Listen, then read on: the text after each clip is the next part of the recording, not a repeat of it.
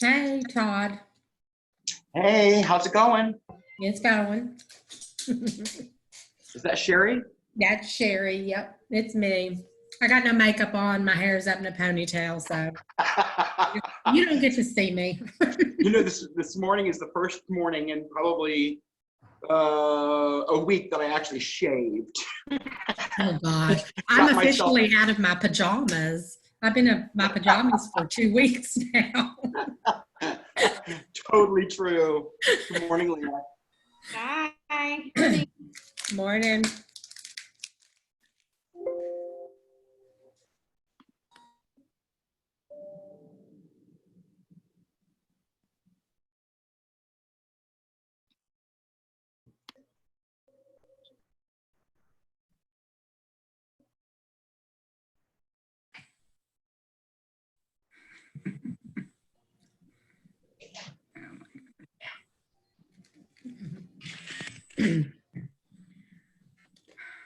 Hi, Leah. Hi, how are you, Lisa?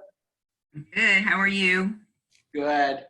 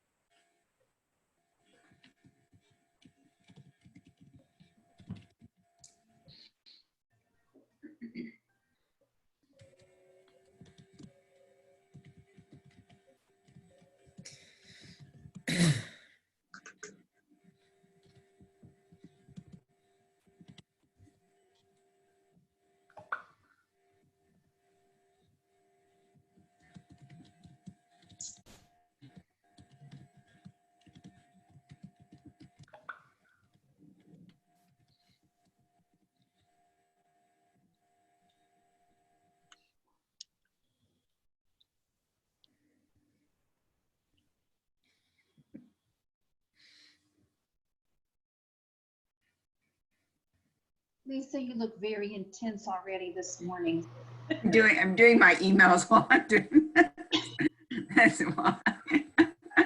I'm like, look, I'm working at the same time. If you don't have a sewing machine, no problem. We're going to show you how to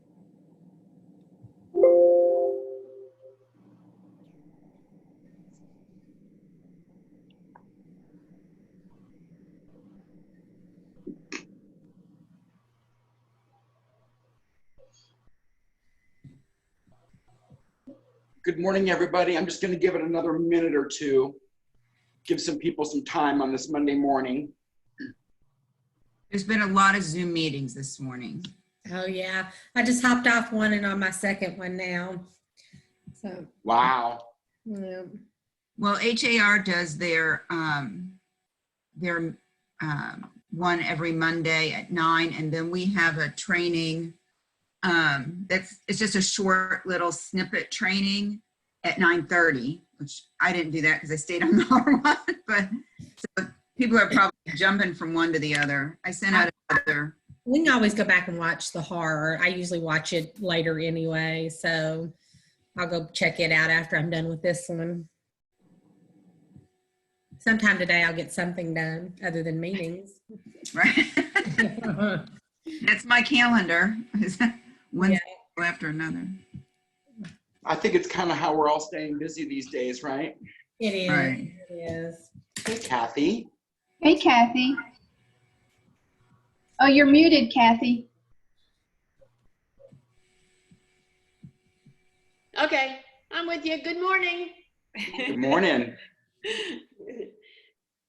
So I missed what y'all were saying earlier because I was having login problems. Are we getting started? We have not started yet. I know that you all do a 9:30 on Mondays. So I'm just giving people a few minutes to kind of segue into this one, and we'll probably go another minute or so, and then I'll get started. Awesome. Okay, I'll be here. The Harwin was good because there's going to be a new coming soon status that's going to be available, May 1st, I think, to comply with that NAR cooperation policy. So it's a good one to watch. Yeah. Excellent. I'm gonna have to go back and read it because mine kept cutting off, so I've just logged off because I couldn't keep a connection for it. Yeah. And I'm still confused about how they're going to have a live thing where you can schedule live open houses, but it talked about a Matterport and something else. Anyway, we'll talk about that later, but it's a good one to watch. And we can talk about that tomorrow. Yep. Oh, let's see. I'll have to fit it in my schedule. It should already be on your schedule. It is, but there's something else on there too. Called a golf game.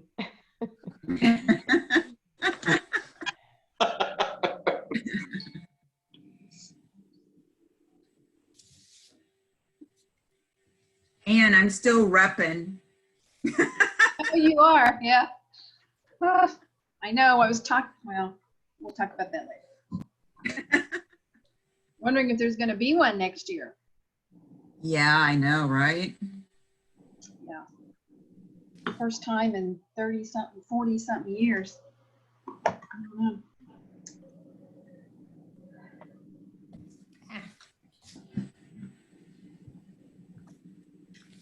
Yeah, I don't think it would work very good as a Zoom.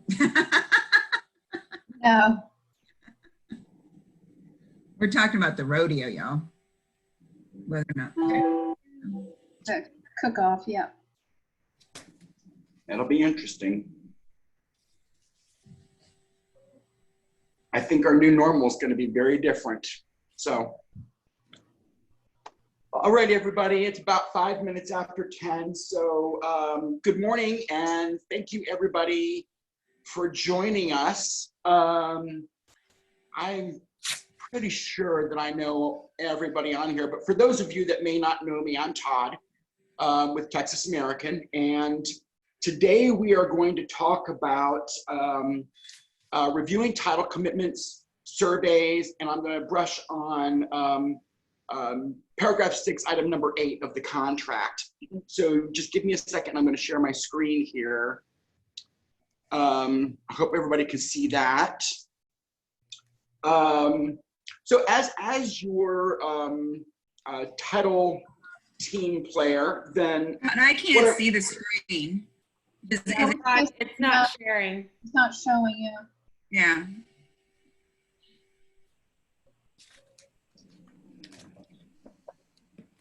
okay, you know what? Let's see here. Share content. That's what I have to do. Share content, screen, start broadcast.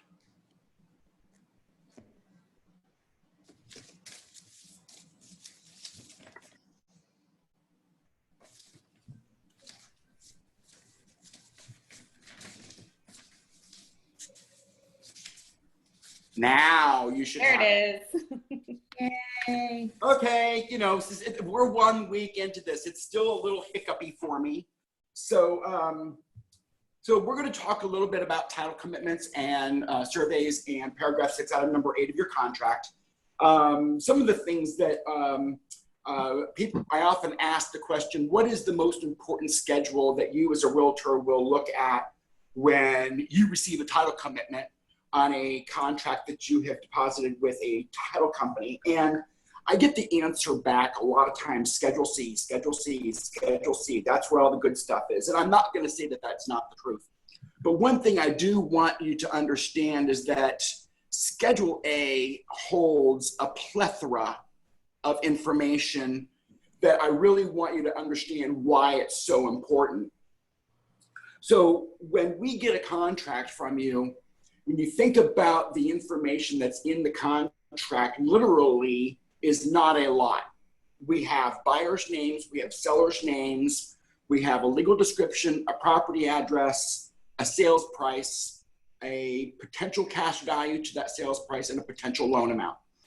Of course, we've got the negotiated survey and there's all the other stuff in there, but that leaves a lot of empty information for us.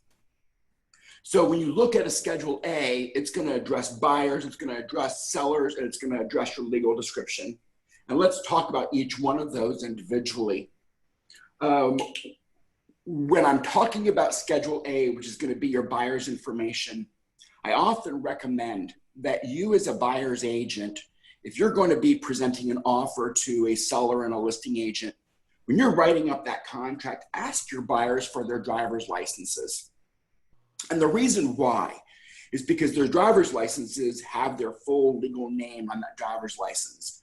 That means also that that's probably the information that the lender is going to be running the papers on. So therefore, there's no question as to the identity.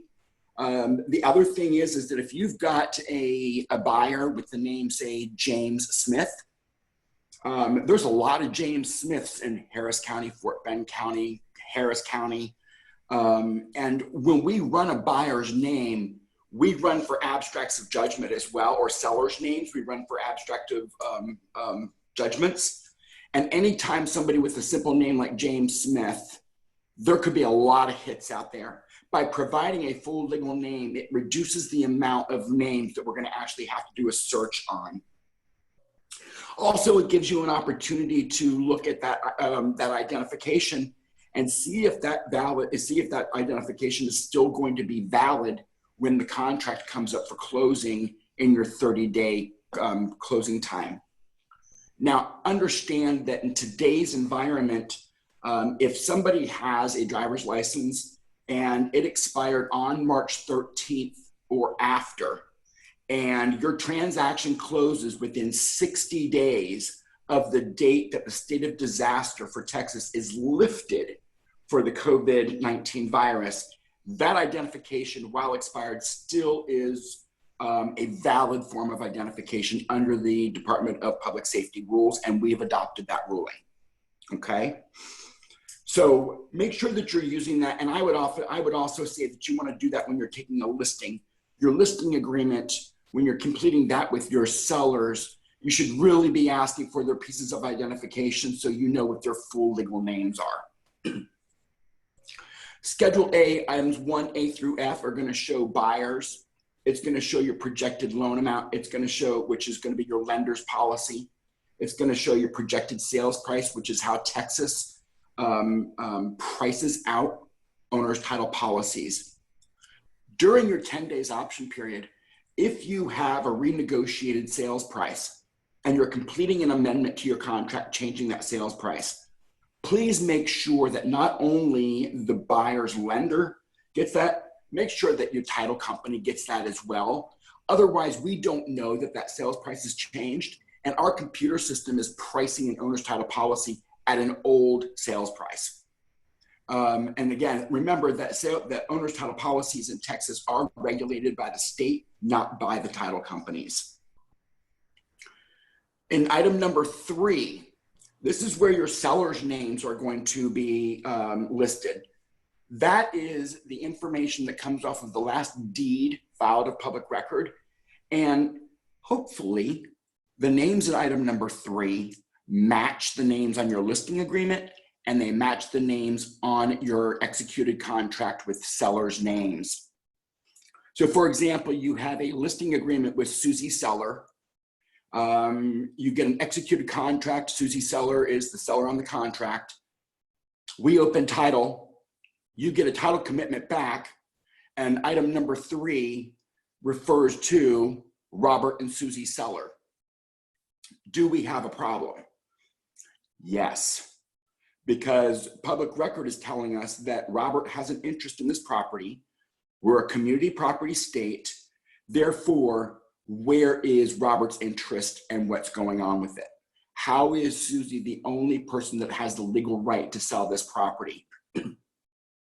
This is going to go further with some questions that are going to come up. Next to that Susie Seller name, there's going to be parentheses. It's going to say subject to conditions. And that condition is going to be referenced on Schedule C, and it's going to say, what is the interest of Robert Seller? So in this particular situation, we probably have two different scenarios. Susie and Robert are divorced, or Susie and Robert, or Robert's dead. So let's talk about divorce real quick.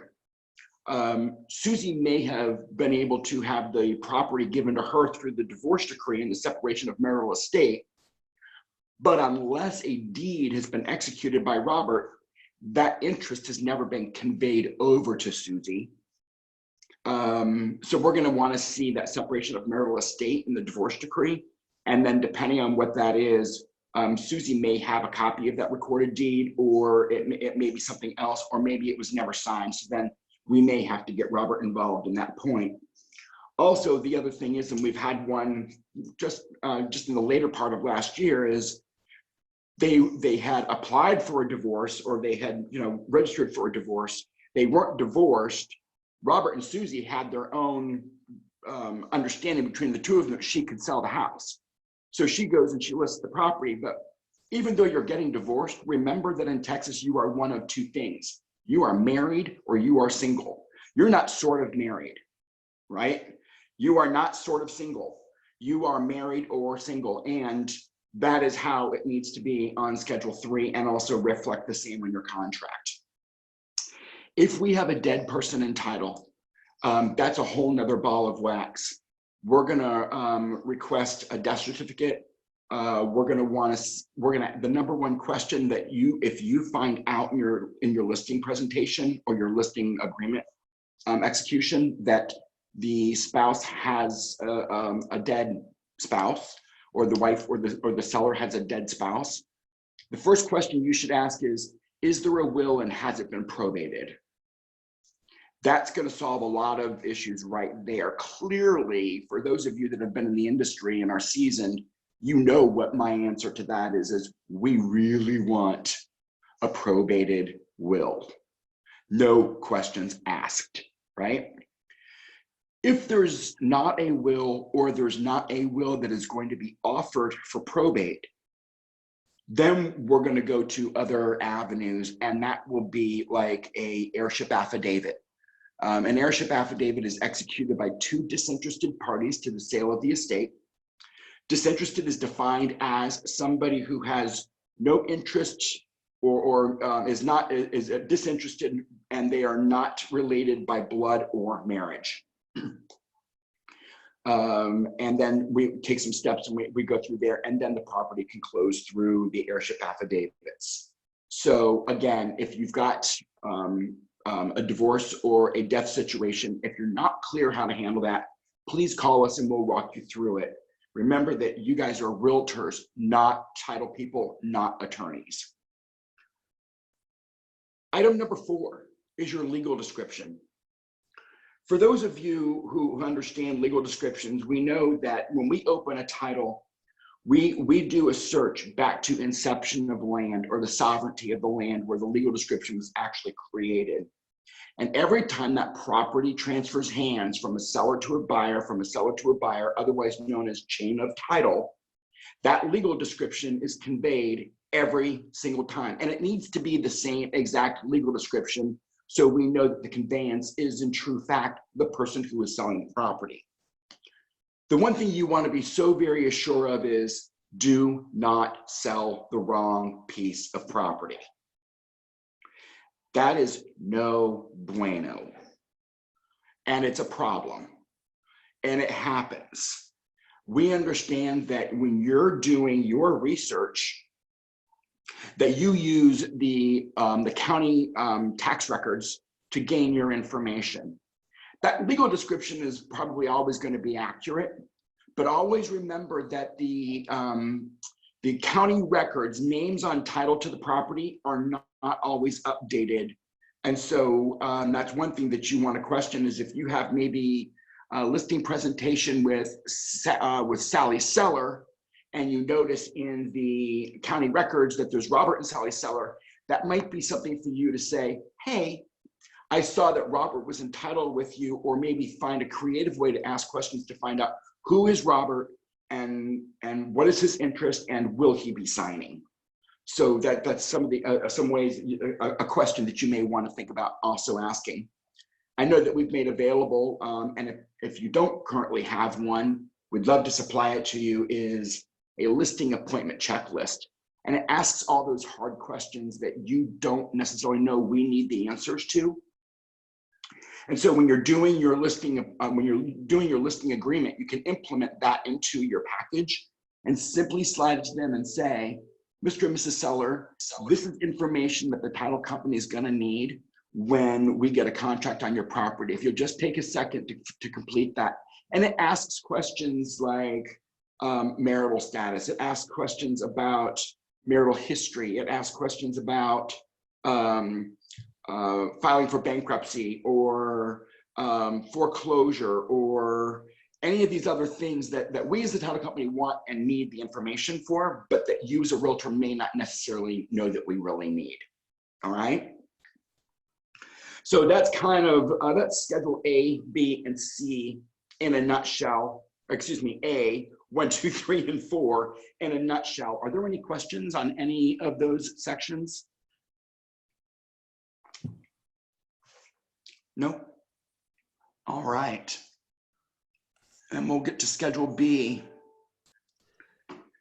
Schedule B is a section of the title commitment that references everything that we are not going to cover or are we going to take exception to in the owner's title policy. And they are, but not limited to, restrictive covenants, boundary and area, water, tax exceptions, rights and parties of possession, oil and gas minerals, easements and setback lines, and then of course, annual maintenance charges. January 1st of 2014, Texas passed legislation that stated if a HOA is going to require payment to enforce their restrictions, the restrictions for the HOA are required to be of public record or online. Hence the birth of the HOA addendum to the contract. So we are going to take exception to all maintenance charges because those are already set forth in the guidelines of the property. And then of course, whether you are the listing agent or the selling agent, then you're going to complete that document completely differently. You're going to complete it in the best interest of your customer. But remember that the buyer always has the right to request those restrictions. And sometimes listing agents are so helpful and they provide that document for you in MLS that the seller has already signed. And just so you understand, as a buyer's agent, you're not required to use that because it is a buyer's document to submit with an offer on a contract. Are there any questions on Schedule B? All right. So Schedule C, otherwise known as the gossip page. Schedule C is going to reference all deeds of trust, liens, abstracts of judgment, any kind of other liens, federal tax liens, you're a bad dad not paying your child support liens, and anything else that could be required for payment. So Schedule C also addresses that the Texas Department of Insurance requires title companies to operate with good funds at the closing table. Good funds are defined as a certified bank check or wired money. If your buyer is required to bring in excess of $250,000 to the closing table, we require that money to be in wired funds. When you're having the discussion of wired money with your customers, please take a moment to review some of the information with them that we've given you on wire fraud these days.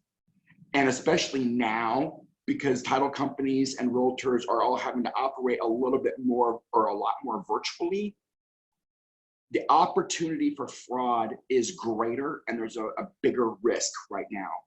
So please make sure that you have these conversations with your customers. Fraud is real.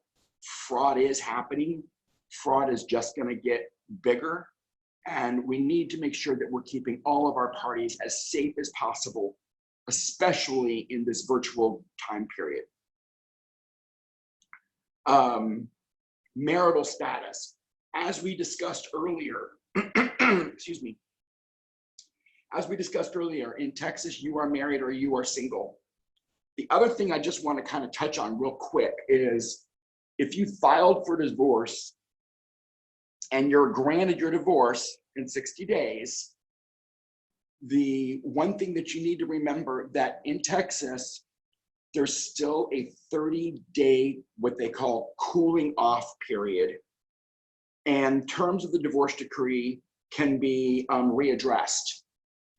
And if somebody can file a request to do so on a divorce decree on the 29th or the 30th day of that cooling off period, and then because of the postage system, they are allowed 10-day grace period for mailing. So in retrospect, if you're granted a divorce on day 60, your divorce is truly not granted and formal and legal until day 100, because you still have that 30-day cooling off period plus a potential 10-day mailing period, which is 40 days. Are there any questions on that? Okay. So typically title companies are not going to close transactions during that cooling off period. It doesn't mean that we won't, but if we do, then we're going to have the current quote unquote spouse sign a non-homestead affidavit.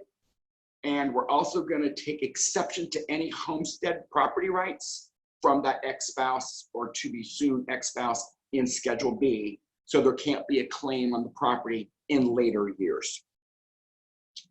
As far as current liens, current mortgages, any other title clouds, they're referenced like in 7, 8, 9.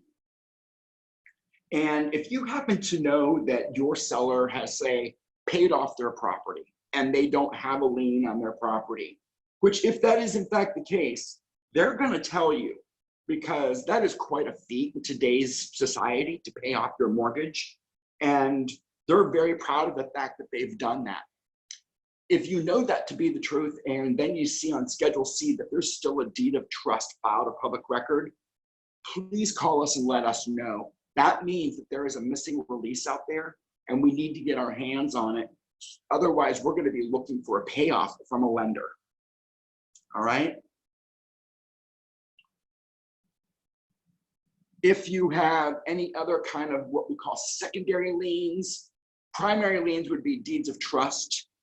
They would be taxes, US judgments, federal judgments, and those things. If there is abstract of judgment or are abstract of judgments, excuse me, then, and we can't make a determination beyond the shadow of a doubt that some of these abstracts of judgment are in fact not your sellers, we will send them along with a not same person affidavit to your sellers, ask them to review them, and then sign that not same person affidavit stating that these judgments in fact are not theirs. If one of them happens to be theirs, payment will be required to take that judgment off the property and a release of lien. Sometimes you might see, parts of Sugar Land, let's say Aliana, for example. I mean, Aliana's been building for quite some time now, right? But it's one of the newer areas, or Telfair, places like that. You might have somebody who is actually a first-time home, a buyer in that, and they are the original homeowner, and now they're going to sell it. Well, a lot of times Builders have contractors, contractors may have subcontractors, and they may place liens on property for work that they've been contracted to do. It has happened, and it can happen, where those liens are not released when the subcontractor or the contractor receives payment. We've had a situation in the past, and it's not the only one, but it's one that comes to mind, where this one couple bought this property. They had only been in the house a year and a half. They go to sell the property, and there's a large lien on their property, like 6 times the amount of the value of the sales price of the property. And it turned out that it was a lien that the subcontractor had put onto a lot and block, or a block and all the houses on that lot, on that block. And so what we had to do is get in touch with that lien holder and have them do what's known as a partial release. And a partial release is when a particular lot and block property is released from what we call a blanket lien. All right, so this particular situation, there were 10 homes involved. And so we just needed to have our one house released. So then there would only be 9 homes still under that lien. And that can be the case sometimes with, if you have somebody in what was a new construction when they bought it and now they're selling. We do research buyers' names also. And so then if there's anything there, then, you know, we're gonna say, hey, whatever. Number 12 here states that listed as purchasers herein reflects that the following judgments, national liens, or listed on the anti-terrorist list, which may apply, none found of record. So we do search on those buyers' names. Okay. Of course, your Schedule C or your title commitment is going to be signed by an authorized officer, and that's typically going to be the escrow officer for the file. Schedule D. Can I ask a question before you go to Schedule D? Of course you can. So when you were talking about like if they closed it in the divorce, you know, that last 40 days or whatever, and that you're going to move it to Schedule B, is that something the buyer should and needs to be informed of? I mean, you know what I'm saying? It is disclosed in Schedule B, and everybody, when we do an update, I understand exactly what you're saying, and you know, that I guess that's it is disclosed. The buyer. I'm sorry, Catherine. Should we disclose that to the buyer? Is that what you said? Well, yes, disclose it, and should you, if you're representing a buyer, I guess I should say, should you say we need to wait and make sure that this is not an exception, because it's the buyer's policy it's going to go on, right? I mean, that's absolutely right. Yes, ma'am. So, and that was a great question. Thanks, Catherine. The one thing is if we find out that person may still be in, let's call it that last 40 days, that cooling off plus mailing time, our underwriter will make a decision. I can't just tell you that, oh yeah, we can close that and this is what we're going to do. Our underwriter has to authorize that. And then the buyer the buyer will understand, because the ex-spouse, or what is to be the ex-spouse, will have to be notified, and that spouse will have to sign a non-homestead affidavit. So your buyer is going to be very aware if this in fact is the avenue that we're going to take. Does that answer your question? Yeah, it does. It's just, you know, it's so not weird, but with both parties closing separately, nobody sees each other's documents. It's just, you know, sometimes there seems to be things out there that one party may or may not know. So, yep. Yeah, I totally see what you're getting. I totally get it. Okay, thank you. Oh, absolutely. Are there any other questions, ladies and gentlemen? Okay. Schedule D is disclosure of our estimated title premiums. And I want to just jump back to Schedule A really quick and say, you know, hey, remember when we get that contract, that sales price is negotiable in your option period, or actually anything is negotiable until the transaction is funded and closed, right? But remember right there where it says owner title policy, that is priced on the sales price. And again, if you have a renegotiated sales price on a property, please, please, please make sure that we get that amendment to the, or the addendum to the contract so that we are aware, so that policy is being priced properly in the title commitment. All right. Any questions on the title commitment? Schedule A, B, C, or D?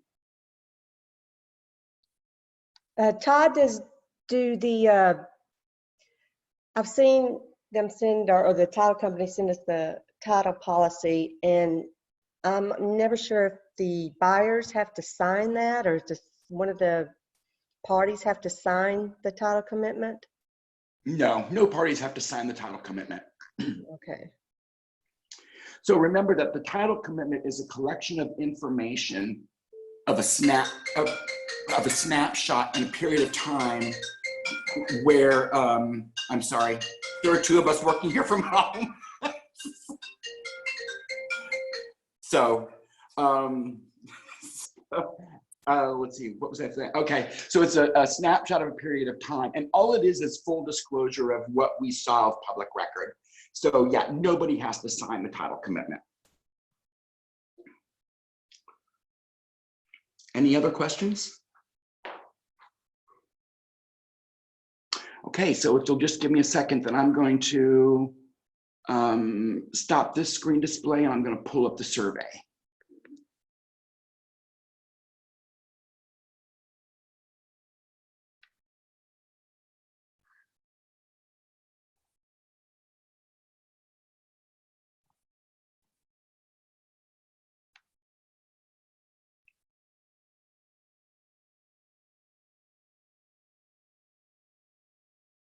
Okay, does everybody have the survey?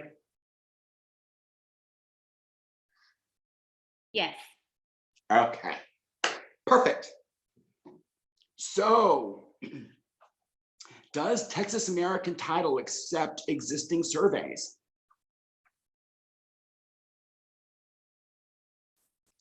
The answer is yes, with an executed T47.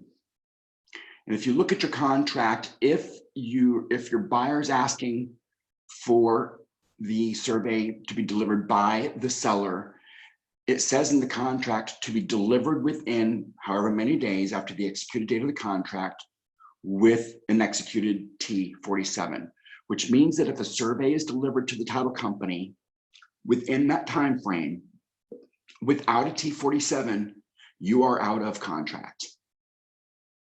Okay, so we don't want that for everybody. Now, all of you, I'm sure, understand that right now is currently a challenging time. However, for the last 2 years or so, there's really been kind of like this effort that all buyers should in fact be getting their own new survey. And I don't know that a lot of people really understand that when somebody accepts a survey with a T47, that seller is signing that T47 stating that he, she, or they are aware of the validity of that survey back to the date of the survey, not to the date of when they bought the house and received that as an existing survey. Does that make sense? So if you've got somebody who is selling a home and they were the first homeowners of that property and they've lived there for 2 years, that existing survey probably, there's not a problem with that at all if your buyer is comfortable in accepting that survey, because that survey has only been owned by one person. But if an existing survey has been transferred several times, that means that your current seller, if they're signing that T47, and they accepted that survey as an existing survey, and the people that they bought that house from accepted it as an existing survey, your now seller is stating that he, she, or they are aware of the validity of that survey back to the date of the survey. And that's not necessarily construed to be in the best interest of your customer. So while you can do what you want to do, or you can execute that contract, or have your buyers and sellers execute that contract in any way, shape, or form, because it is negotiable, it's highly recommended, and a lot of brokers are saying this now, is that You really, as a buyer's agent, want your buyer to have their own brand new survey. All right. Having that been said, some of the things that you want to verify if you're going to be using an existing survey, you want to make sure that the legal description is correct and valid. And it is correct with Schedule A, item number 4 of the title commitment. All right. Are there any questions on that? So some other things that you want to be aware of is on the survey, the magnetic directional arrow should always be pointing north. We're going to want to make sure that there are no permanent improvements to the property. Permanent improvements would be, but not limited to, pools, detached garages, parking slabs, concrete slab patios, etc. For any of those items, if they are placed after a survey is done, they may be installed and be encroaching on an easement. And I'm sure that you guys being realtors, the amount of properties that you all have sold over the years, that there's been that one listing where the pool has encroached into that easement in the back property line. And the buyer gets a little nervous about that, right? So if you're sitting at somebody's kitchen table executing a listing agreement and they're like, ooh, ooh, ooh, ooh, I have a survey. And while they go to get it, you're admiring their beautiful pool in their backyard. You want to make sure when you look at that survey that there's a pool on the survey, and it's super easy to find. It usually is kind of drawn on there by the surveyor as an oval, and it says pool. So you want to make sure that that pool is referenced on that survey. Otherwise, the survey is not valid. Sometimes in these acreage plus communities, if you all go into some of those, you'll find where people have on the back property line, a lot of people have maybe put a shelter for like a motor home or a fifth wheel, and they've built that covering over a patio slab. That must be on the survey. Okay. Anything that you see visually must be reflected on the survey, meaning that here on this slide, the top right-hand corner, the footprint must be identical to the current footprint. We're looking for things, again, like pools, detached garages, concrete patio slabs, parking pads, and also additions to homes. All right, so you wanna, we've seen before where somebody has extended their outdoor concrete patio, like on a new construction, you get that very roomy 10 by 12 right outside the kitchen door. And then people extend that and then just have it as an outdoor patio. And then eventually sometime they might actually close that in, which then makes it living space. And that slab is now, that is now, you know, no longer, that it's not the old 10 by 12 slab. So it needs at that point, the survey is not valid. Okay. I have a question. Yes, ma'am. Okay. All right. So I don't know if it's one you can answer or not, but I had a listing, this was last year, and I put in at the time the realtor packet that I created a copy of the current survey. But then our legal counsel came out and said, you know, we can't really do that because it's copyright infringement, blah, blah, blah. So the only way I could keep it included in the realtor packet was to go to the survey company and ask for permission to use it. So I called the survey company and I asked if I could use it in my marketing. And she said, well, I have to ask the owner. She came back and she said, the owner said it was perfectly fine because after 10 years, the survey's invalid anyways. And the survey was 12 years old. Have you heard that? No. So the one thing is, and some of these things that we're talking about, if an existing survey matches all these things, so, you know, like there's There's no new permanent structures on the property. Right. The arrow is pointing north. Everything that we're talking about right here and all these bullet points on here right now, your surveyor seal's there, registration number is legible, the surveyor signed it, and you've got a T47, you can submit that to us, whether it's 2 years old or 20 years old. As long as the survey reflects all of the recorded information that is referenced on Schedule B, then the surveyor, the underwriter has every right to accept that survey. So, but also remember that just because you're submitting that survey with the T47 to us does not mandate that our underwriter accept that survey. Right. If there's been changes or something like that. That's right. If there was some sort of a replat or anything along those lines where any of the easements or restrictions may have changed, then that's a different story. Then yeah, the survey won't be valid then. But as long as the survey reflects all the proper easements and setback lines and stuff like that, then typically you're good to go. So basically, if this was something they wanted to do instead of getting a new survey, we would just submit it, and then it would be up to the underwriter to review it and make sure it complied. We wouldn't have to worry about that 10-year rule. That's right. That's absolutely right. I often joke that as long as it could be written on tea paper, and if it's still valid and everything is still visible, then the underwriter probably will accept it. Even for the boundary coverage? Yeah, absolutely. Well, our underwriter, TRGC, will write boundary coverage endorsement on an existing survey. They will. Now, if on an existing survey, there are any encroachments on the survey, so let's go back to that pool encroaching onto that back utility easement. Mm-hmm. If the pool is encroaching onto that back utility easement, the underwriter is going to take exception on the endorsement for the pool encroaching onto the easement, right? Okay, that makes sense. Okay.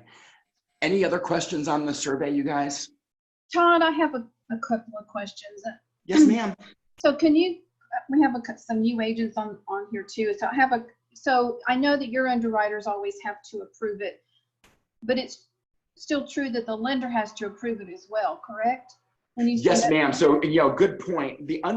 Actually, if there is a lender involved in the purchase of the property, all right, then the lender is actually the entity that is requiring that survey.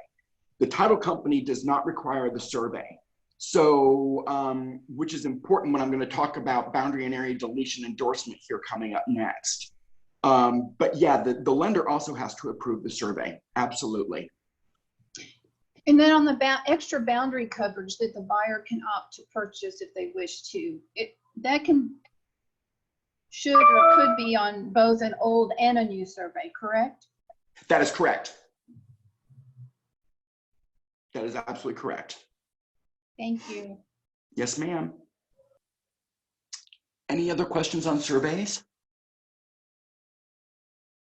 Hi, Todd. It's Liz Sinatra. So I'm a new agent here. Hey, Liz. Hey. Can you just go over one more time for me what's required for a valid survey? I want to make sure I've got that. And I'm also not really sure what you mean by extra boundary coverage. So yeah.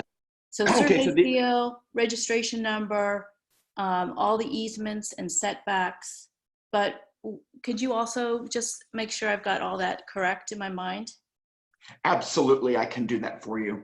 So if you're going to be submitting an existing survey, your buyer has asked for an existing survey from the seller has one, then yeah, some of the things that need to be verified is all the things right here that I'm showing on this current screen that is projected. So you want to make sure that the footprint or the drawing of the property itself or the improvement on the property is exactly what you're looking at right now. So, the driveway hasn't been widened. The concrete, if you look at the back of this property, you'll see where it has just like a little slab patio. If you're looking at a much larger patio that extends the back width of that property, then the survey is not valid. You also want to make sure, again, that that arrow is pointing north. Most importantly, what you want to look for is not only some changes to, like, maybe that slab patio has been extended, or sometimes people, you know, widen their driveways a little and put, you know, like an extra 2 feet of concrete. That would have to be, you know, you could pretty much tell because it's going to be 2 different colors of concrete, and then you can assume if the survey is when they purchase the property, that property extent or the driveway extension is not on there. But also pools are real big. Parking slabs on acreage property are real big. Detached garages on acreage property are pretty big. So, and then on this next slide, we're going to talk a little bit about the easements, and I'm going to show you where all those easements are. It's not your job, Liz, to understand all of this and see everything. It's for you as a realtor. What's important that you see if you're going to be offering as a listing agent an existing survey, you look for the quote unquote obvious. All right. Okay. Meaning concrete slab patios, parking slabs, pools, additions to homes, so on and so on and so on. Does that make sense? Yes, that does. And then if there are changes, you know, an extension to a patio or a patio space that's been enclosed, does an underwriter accept an updated survey, or is a brand new survey required? Well, if you've got a surveyor that's willing to update that survey, and then what they'd put on the survey is they would say, you know, the surveyor would say updated, and then we'll still submit it to the underwriter, right? But in that particular scenario, I would recommend that you protect your seller and tell them that the buyers need to get their own new survey. Okay.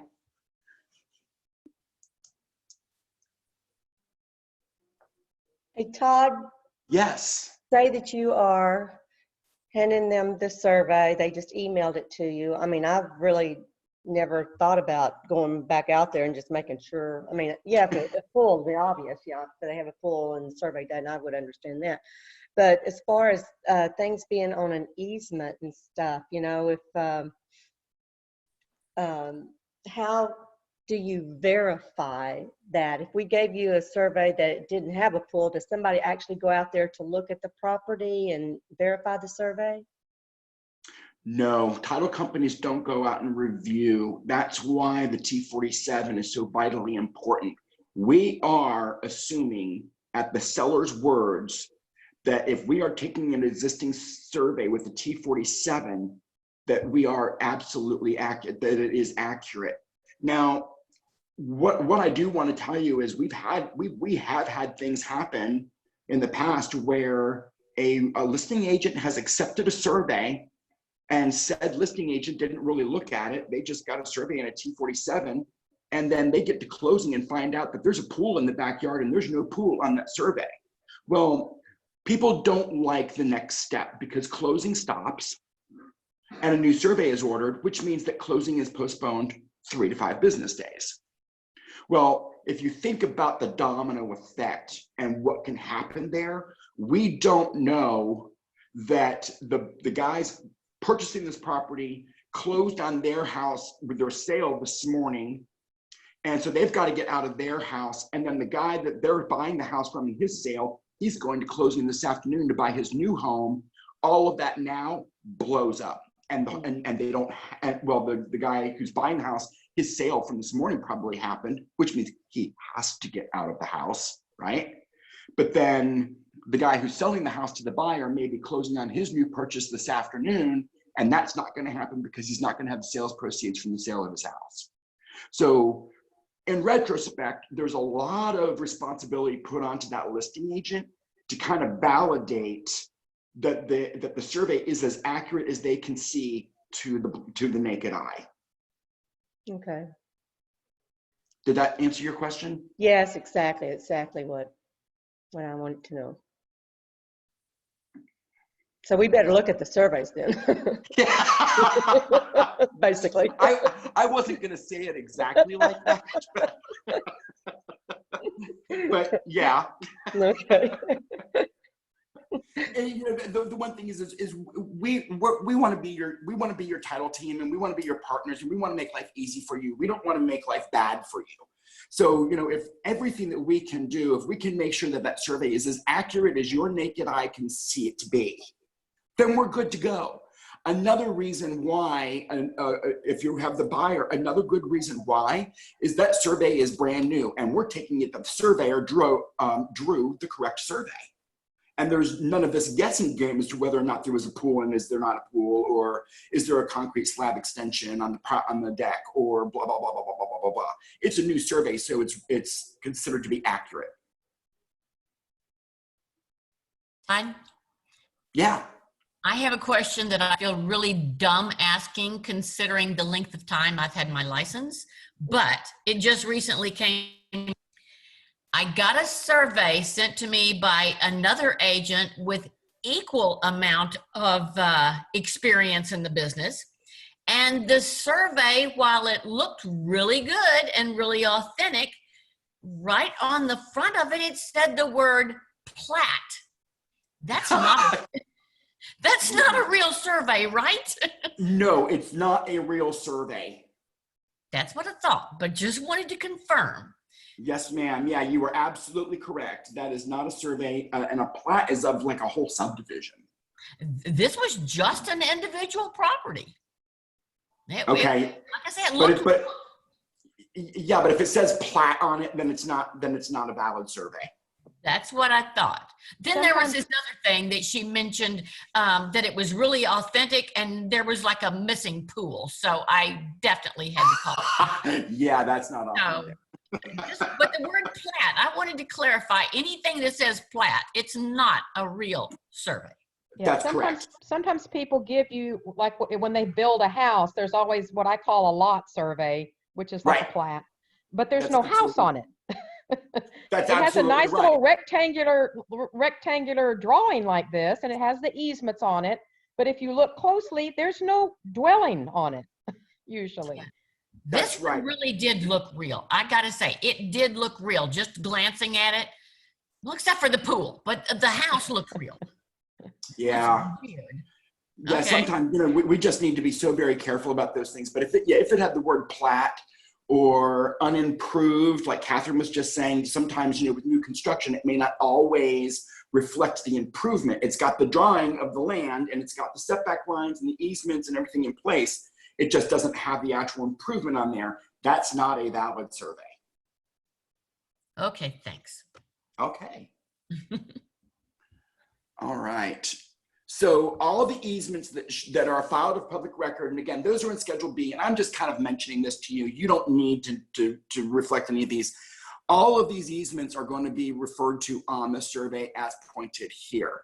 So if somebody was submitting this survey because of all of the easements or the encroachments on the easements and restrictions on Schedule B are referenced here in the little side bubbles, this actually would be, at the time that this was drawn, a valid survey because all of the easements in Schedule B are reflected here on this survey. Does that make sense?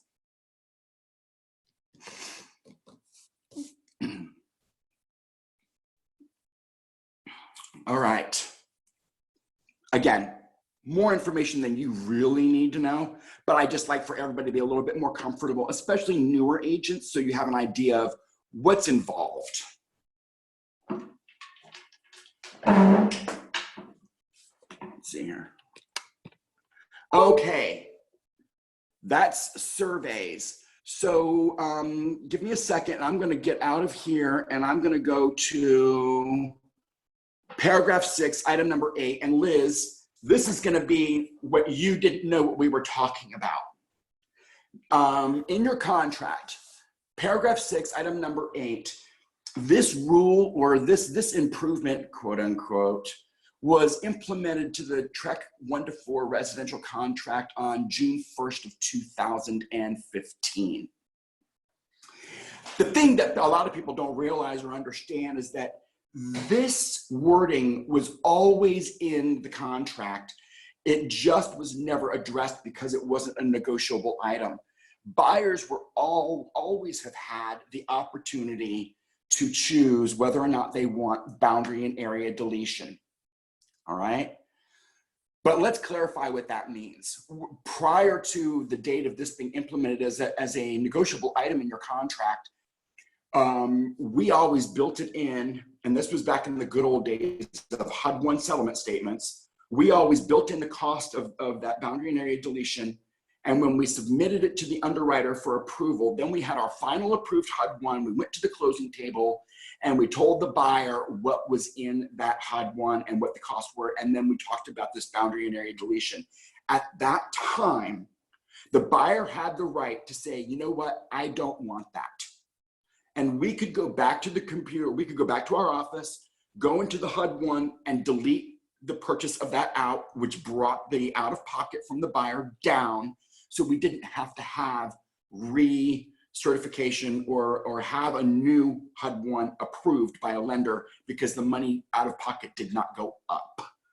So number 8 states that the standard printed exception as to discrepancies, conflicts, shortages in area or boundary lines, encroachments or protrusions, or overlapping improvements, 1, will not be amended or deleted from the title policy, or 2, will be amended to read shortages in area at the expense of. When I'm teaching a class, I tell everybody this is a buyer's cost. It always has been prior to this negotiable paragraph being inserted. Therefore, I teach it as it's a buyer cost. It's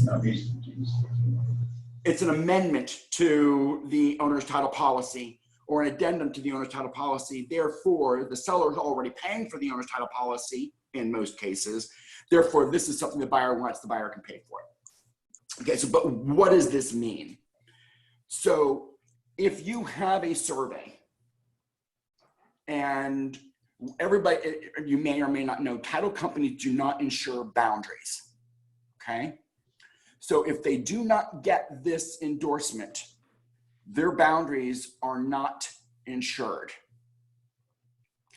If they have this endorsement, then we are going to ensure shortages in area on the survey, meaning that by the survey that we see, we will insure on that survey. So let's say, for example, and some of you may have seen this before, you've got a survey, you've got a pool in the backyard, and on the survey, the pool does not encroach that back utility easement, but it really does. Anybody familiar with that? It happens all the time. So what ends up happening is if CenterPoint were to come and dig up their utility easement, they might be taking, a foot or 2 feet of your cool decking, and then you're going to have a really, really upset homeowner. So what the boundary and area deletion endorsement does is, should a homeowner take a financial loss due to something that is not disclosed accurately on the survey, for example, an encroaching pool, then the homeowner, and they take that loss, the homeowner can call and file a claim, and that loss will be taken care of. And then the underwriter will go to subrogation with the surveyor who did not draw the survey accurately. So in fair words, boundary and area deletion endorsement is an insurance policy on the accuracy of the survey.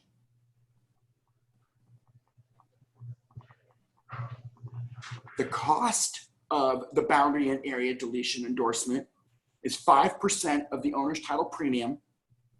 So on the average sales price home here in Houston, which is $300,000, that boundary and area deletion endorsement is going to cost $98.12 one-time fee for the life of ownership to the property.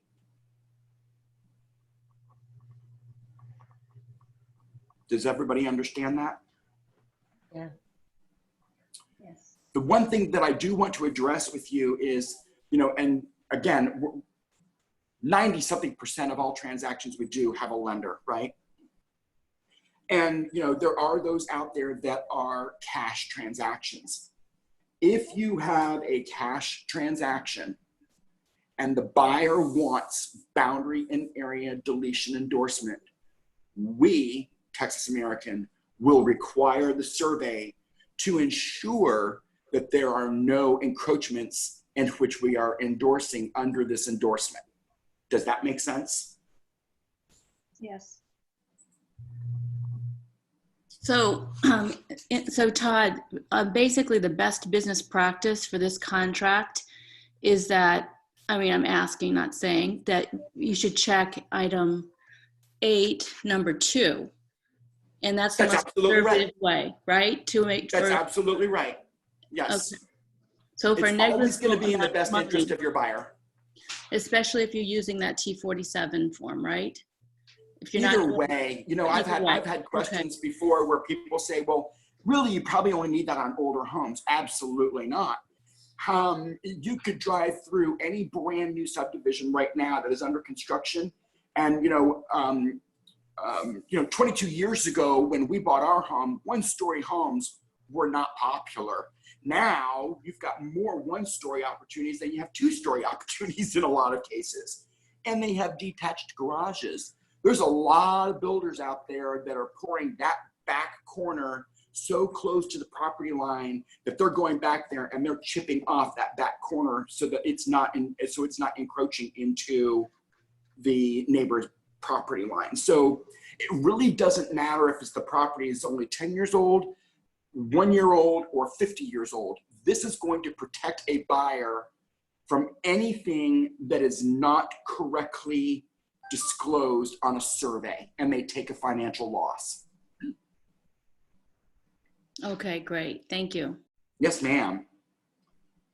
So Todd, say that again about if there was an encroachment then, and they had this boundary and area policy, they would contact their insurance, or their insurance would cover the fixing of it, the correction of this thing. And then you said something about then they would take it up with the surveyor. Who would take Well, the it? underwriter, in that particular situation, and the title company, your homeowner would file a claim with their owner title policy, right?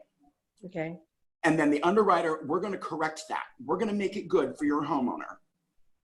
And then we're going to pursue the lost money with the surveyor because they drew the survey incorrectly. Okay. That's what Now, make sure that I want you to understand that I'm very clear, and it's and the way that the question was worded is if there is an encroachment on a survey, we are not insuring that encroachment. We are insuring something that is encroaching that is not visible on the survey, whereas the survey may have been drawn incorrectly. Okay. Does that make sense? Yeah. Okay. Todd, I have a question Yes, ma'am. about this. Okay, on new construction, when Texas American Title has a new construction loan, where can I find this? Obviously we're using builder contracts. How do we address this on a builder contract? And the reason I'm asking is because I have a client now that's building a home, and we've already had an issue, delayed the process of the building because a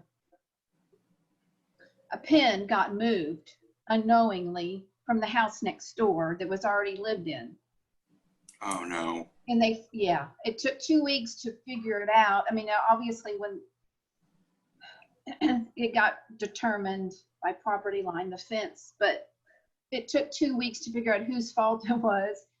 our builder or the builder next door whose home was already being lived in.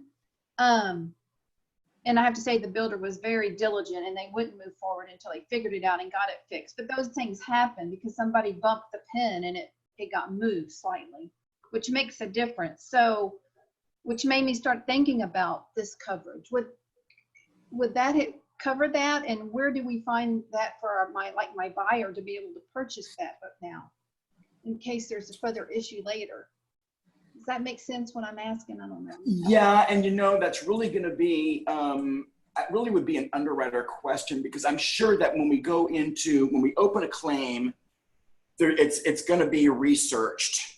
But at the title company level and at the underwriter level, we wouldn't have known that a pin was moved or accidentally bumped, or the surveyor may not have even known that. And so, yeah, while that can, it's typically not going to make a foot difference. It might make an inch or two difference unless the pin was completely removed. And as far as the new construction contract, I am not familiar with new construction contracts, and that would be, I would need to ask somebody, how do we get somebody who's buying new construction the ability to purchase this endorsement? And who is this asking the question? I don't see the attendance list right now. Ann Latoul. Ann, okay. Yeah, so I guess I can just call their title company and ask them. I mean, that's easy enough. I was just curious how that works. Yeah, I think, in that particular situation, I'm sure that, the realtor could just, call the title company and say, my buyers are interested in having the boundary and area deletion endorsement on this purchase agreement with this new construction. And because most builders have their own title companies, they'll know how to address that situation for you, Ann. Thank you. Yes, ma'am. All right. Are there any other questions, ladies and gentlemen? I've got another one. On the survey, how do you, the problems I have too is reading, like, what's utility easement? What is, the setback? What is, is there a legend or something on the survey that kind of tells you what each line means, or, some dotted lines and some straight lines? I can see the house part of it, but I just wondered about the easements and the setbacks and stuff, having to read that's kind of hard for me. It's been so long since I've actually looked at a survey. I believe that there is a legend on a survey. Let me see if I can find one real quick on this. But this is so small.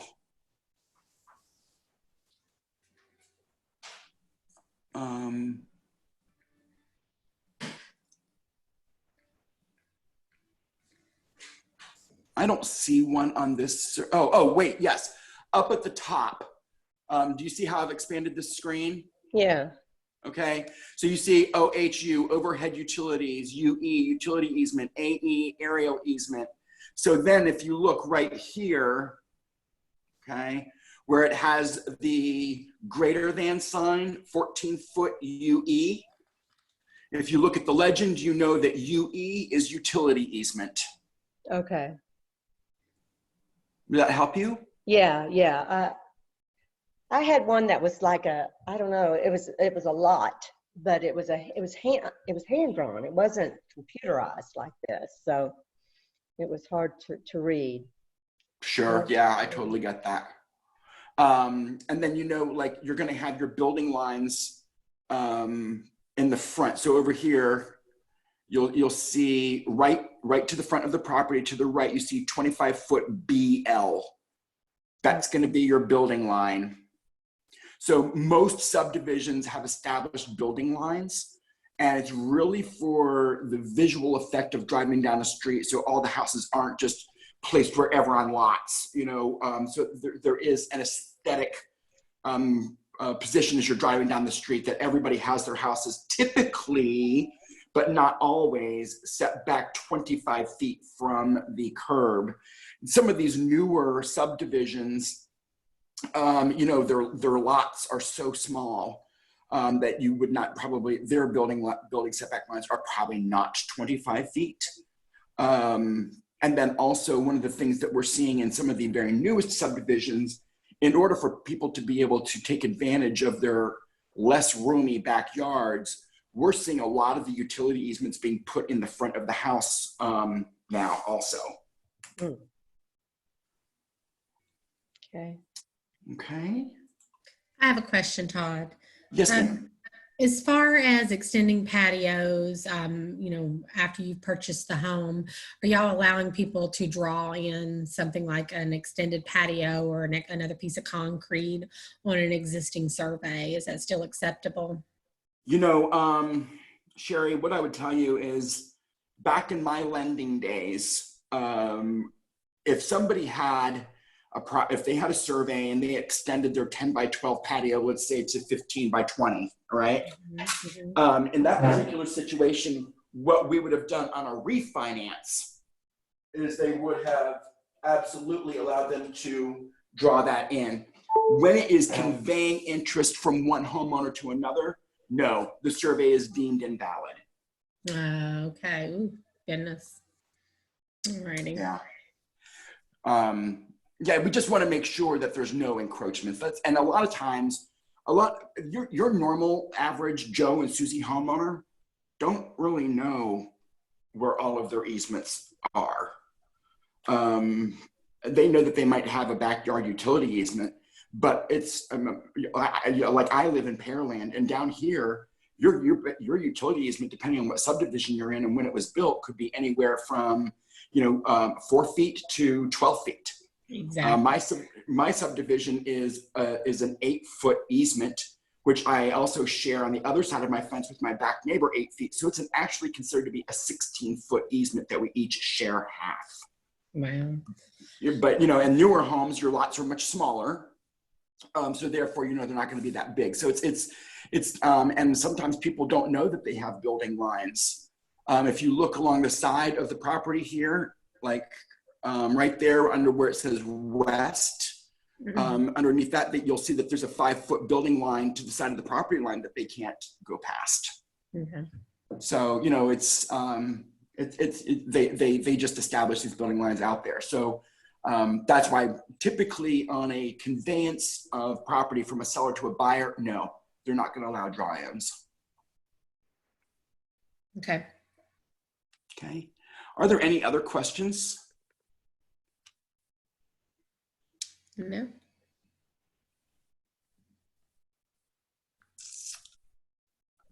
Okay, here we are. Yay. All right. Well, if there are no other questions, thank you everybody. Thank you, Todd.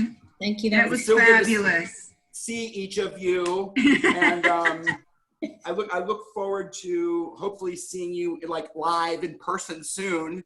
So, and of course, if you guys have any questions, always feel free to call Leah or her team, and they're there to help you in any way that they can. And of course, if you know how to get in touch with me, you're more than welcome to contact me as well with any questions. So, thank you so much. Yeah, you're so welcome. Thank you for joining. It's been great. Thank you so much. Great class. Thank you. Thank you. Thank you, Y'all Todd. take care. Bye. Great. Be safe. Thanks. Bye. Okay, bye.